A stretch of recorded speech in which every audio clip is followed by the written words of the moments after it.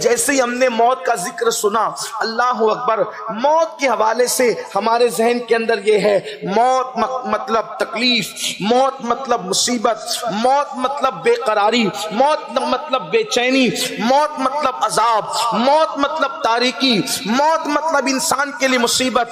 یاد رکھیے یقیناً یہ ساری چیزیں ہیں، لیکن افسوس کی بات یہ ہے اللہ اکبر کہ واعظ نے ہمیں موت سے اتنا ڈرا دیا کہ اصل جو مومن کے موت کا تصور ہے ایک طرفہ بیان ہوا، دوسری طرف رہ گیا۔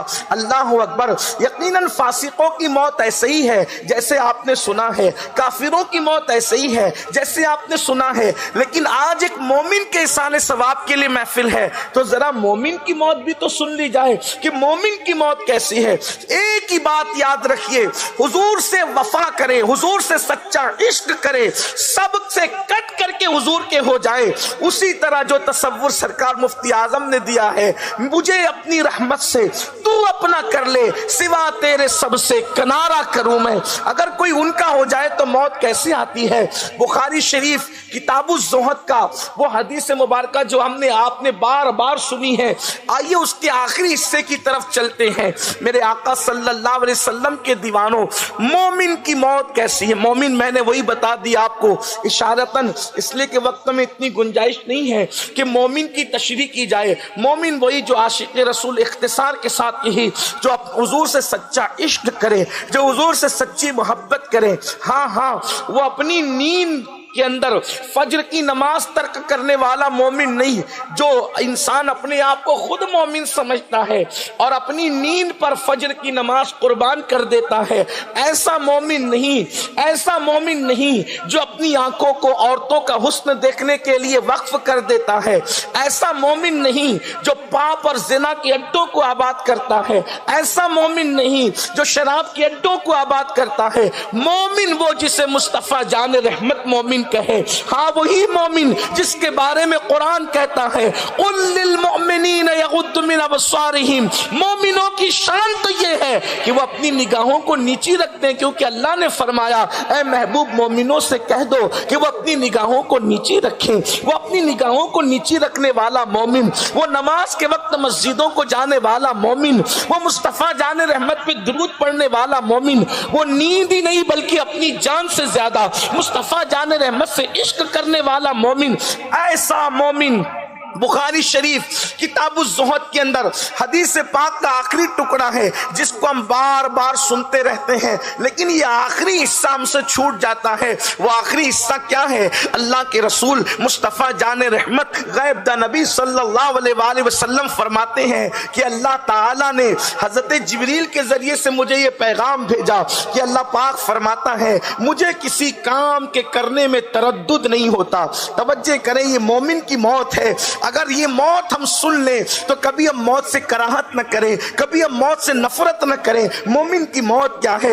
حضرت جبریل نے مصطفیٰ جان رحمت سے آ کر عرض کیا کہ اللہ فرماتا ہے مجھے کسی کام کے کرنے میں تردد نہیں ہوتا۔ تردد کسے کہتے ہیں؟ یہ ذات باری کے لیے، اگرچہ ہم ڈائریکٹ نہیں کہتے لیکن آپ کو سمجھانے کے لیے صرف بتا دوں، تردد کس کو کہتے ہیں؟ تردد کہتے ہیں، یہ اللہ کے لیے نہیں کہہ رہا ہوں، آپ کو سمجھانے کے لیے الگ سے کہہ رہا ہوں، تردد کہتے ہیں کسی کام کے کرنے میں انسان سوچے کہ میں یہ کام کروں کہ نہیں کروں۔ آپ کہتے ہیں نا یار مجھے تردد ہو رہا ہے کہ میں دبئی سے انڈیا جاؤں کہ نہیں جاؤں، میں محفل میں جاؤں کہ نہیں جاؤں، میں یہ کام کروں کہ نہیں کروں، اس کو کہتے ہیں تردد۔ اللہ اکبر، یعنی کسی کام کے کرنے پر انسان کے ذہن میں یہ بات آئے کہ یہ کام میں کروں کہ نہیں کروں، یہ ہے تردد کا مطلب۔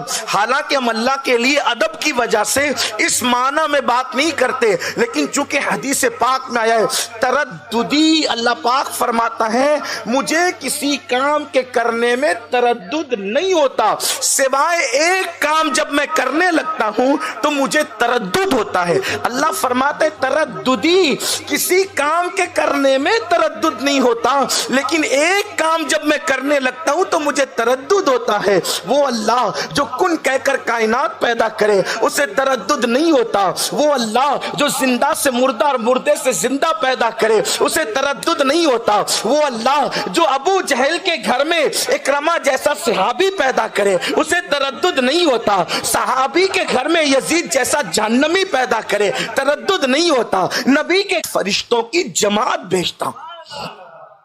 تتنزل علیہم الملائکہ، عربی کا قاعدہ ہے، ہر زبان کا قاعدہ الگ لیکن عربی کا قاعدہ الگ، ہر زبان میں واحد ہے اور جمع ہے، عربی زبان میں ایسا نہیں ہے۔ نمبر ایک، عربی میں واحد ہے، پھر تثنیہ ہے، پھر جمع ہے، پھر جمع قلت ہے، پھر جمع کثرت ہے، یہ عربی کا قاعدہ ہے۔ اب آپ دیکھیں، واحد تثنیہ، واحد ایک کے لیے، تثنیہ دو کے لیے، جمع قلت 1 سے لے کے 9 تک، اور جمع کثرت 10 سے لے کر کے پھر لا محدود، اس کو جمع کثرت کہتے ہیں۔ تو یہاں قرآن نے واحد نہیں کہا، تثنیہ نہیں کہا، جمع قلت نہیں کہا، بلکہ کیا کہا؟ تتنزل علیہم الملائکہ، کہ 1 2 8 9 فرشتے نہیں آتے، یعنی جمع قلت کا بھی سیگا نہیں بلکہ جمع کثرت کا سیگا ہے، یعنی اس مومن کے پاس ہزاروں فرشتوں کی جماعت آ جاتی ہے، مرنے سے پہلے اس کے پاس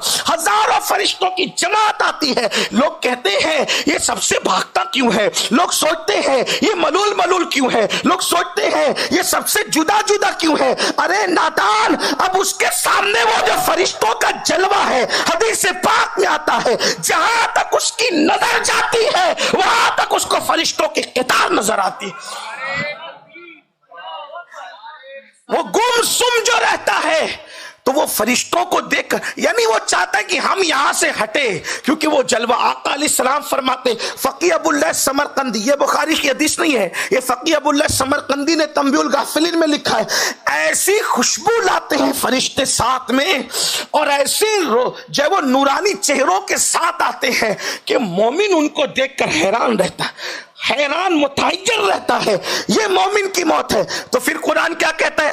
اب قرآن فقیہ ابو اللہ سمرقندی اور بخاری کے مضامین کو ملا کر اس کا اتنے مجموعہ پیش کر رہا ہوں، تو قرآن کیا کہہ رہا ہے؟ فرشتے آ کر اس کو کہتے ہیں اللہ تخافوا ولا تحزنوا، فرشتے کہتے گھبرانا مت، خوف مت کھانا۔ کس کو کہتے؟ ثم استقاموا، جو کلمہ طیبہ پڑھ کر کلمے پہ ڈٹا رہا۔ ڈٹا رہا مطلب کیا؟ اس نے ایمان کا کبھی سودا نہیں کیا، اس نے عقیدے کا کبھی سودا نہیں کیا، اس نے عشق رسول کا سودا نہیں کیا، زبان سے جھوٹ نہیں بولتا تھا، حرام نہیں کھاتا تھا، غیبت چگلیاں نہیں کرتا تھا، جو اپنے لیے پسند کرتا تھا وہی اپنے مومنوں کے لیے پسند کرتا تھا۔